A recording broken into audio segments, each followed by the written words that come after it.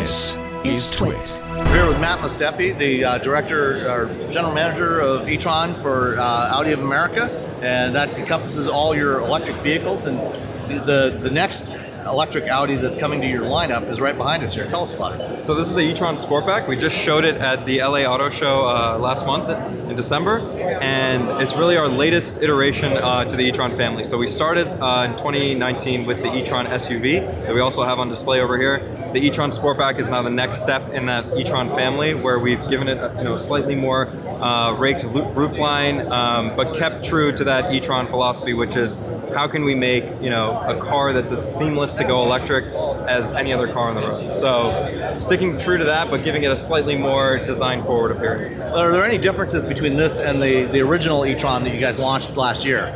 So we have made Other some than the visuals. Yeah. So we have made some improvements technically to the car, which should add for some more range. We don't have official EPA figures yet, but we expect them to be obviously higher than what we had for the e-tron SUV. Obviously, both due to the roofline that you see here, but other technical enhancements. We've unlocked more of the battery capacity. We've made some improvements with the motors and the cooling on the car to help make it more efficient and thus give more range. And there's one more e-tron that's over on the other side of the booth here that we'll take a look at later. But tell us about that one, the Q4 e-tron. Yeah, so that is our Q4 e-tron concept. So we showed that at Geneva last year, and that is basically a very close to production concept car, if you will. So the e-tron family, as we've announced so far, is obviously the e-tron SUV and the e-tron Sportback. We also have the e-tron GT coming, and then beyond that we have... That one's a sexy looking beast. Yeah, we showed that at LA in 2018. Yeah. And beyond the e-tron GT, we have the Q4 e-tron, which we have on display here, coming after that. And that's really more of our, lower priced, more budget friendly e-tron version. It's got a compact crossover. Exactly, to get more people into the e-tron brand. Excellent. Yeah. Thank you very much. Yeah, Thanks, Matt. Thanks. We have this new functionalities. We have actually a microchip that is possible to show black and white movies, for example, on the wall or whatever. What we use is this chip. This chip looks like one, but it's 1.3 million micromirrors. And with this 1.3 million micromirrors, we can show complete So similar to DLP technology that we have on TVs? Actually, this is a Texas Instrument chip. This is the DLP technology. Okay, so same But thing. this chip is special for automotive because we have minus 40 degrees Celsius up to 120 degrees Celsius. In the normal DLP in the meeting room has 20 degrees Celsius room temperature. Yeah. So that's a bit more complicated. That's what we have then here. Actually, this is a show, but we have then real functionalities. As you can see here, we produce a complete carpet in front of the car. It starts at 10 meters, it goes up to 60 meters. So you can light up the lane that you're driving in. Our camera detects the lane. We detect if there are other cars, and that's then the size of the carpet. And then we project then also two, I would say, lines in this carpet. So you have the carpet and these two lines. The carpet is the lane, and the two lines is where is your car in this lane. So where your tires are going to roll over. Yeah. The width of this black lines, the outer width is the width of your car, including the mirrors. Okay. And in between is the distance between your wheels. Okay. So if you see a hole on the road, you can decide drive over it or drive around it, for example. Or an animal or some object to get left on the road. What you can see here, the construction zone area gets a bit smaller, and you still see how much space do you have to the side. And we had 6 weeks ago, we had a presentation, the world premiere in LA, and I drove with journalists. One, I was driving, they were on the side here, one was behind, and we went on the highway and we showed them this functionality, and there was a truck in front of us. I said, oh, watch out now. We went close to the truck. Everybody could see that we get close to the truck. Nobody got nervous because everybody could see there's still enough space. Right.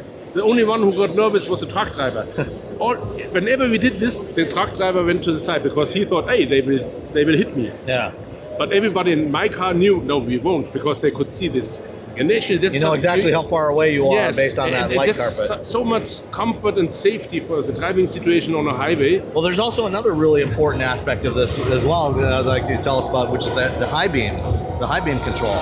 Yeah, of course. This system actually works. All our cars have this matrix light system. This car actually is by standard a matrix beam system. That means we have LEDs, we have 12 segments, and if there's an oncoming car, we can glare it out. And this system has then additional 1.3 million pixels, so we can glare a bit sharper. bit easier. It's more smooth. The movement is a bit more smooth. It's something that we have. I would say for Europe, it's we have this since 6 years now, 7 years. Unfortunately, it's not legal in for the the US US, yet. maybe it's still not legal. But we had discussions with NHTSA this morning. We will see what happens. We will see what happens. Well, I think one of the interesting things with the high beams, especially, is when you're driving down the road. If there's a car coming towards you, traditionally you'd have to go back to low beams, turn off the high beams, and go back to low beams. You don't see anything. Yeah. Now but with this system, you drive. Actually, the big advantage is you drive always high beam on, without glaring anybody. So it's a win-win situation for everybody. Because it only because with the camera it knows where the car coming towards you is. It just dims those lights, those pixels, and keeps everything else lit up. You have still the complete high beam, Just the like- area where the like this oncoming right cars. That's separated. Everything else is complete high beam. Yeah. And that's actually for you. You here's as a an driver, interesting you feel. pedestrian. You as a driver feel as if you're always driving with high beam. And this pedestrian detection that we have. So this is the high beam situation. You don't glare the car in front of you, and you could see. We react actually also on the distance. That's what we do. And the other thing is, of course, if we have a night vision system, we also can detect pedestrians. We blink on him, and afterwards we project the line just to his feet. So he can see, okay, I should step back, whatever, and he can do because he's not glared. Because we only project the line until his feet. Right. We don't glare him in the face, so he can react. And that's also some sort of communication. Because the main idea behind of this was some sort of starting the era of communication with light. This is light communication in the front. And we also have light communication in the rear. That's with the OLED technology, where we say it's some sort of a display for the rear for the future. This is now, coming up now. And the OLED technology, where we say it's a display, that's in the, I would say, close feature.